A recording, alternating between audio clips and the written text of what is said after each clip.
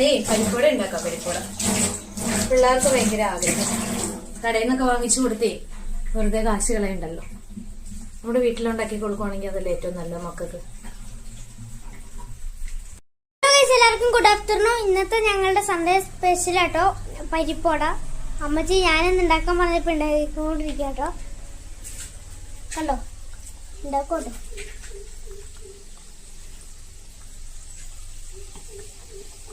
ഇതാണ്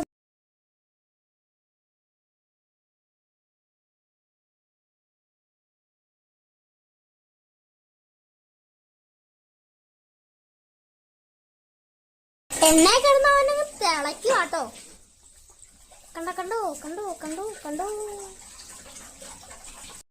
നല്ല ചൂടൻ പരിപ്പോട. ഇതുണ്ടോ, ഇതാണ് 4 മണി സ്പെഷ്യൽ. ബാക്കി ആവുന്നുള്ളൂ കേട്ടോ.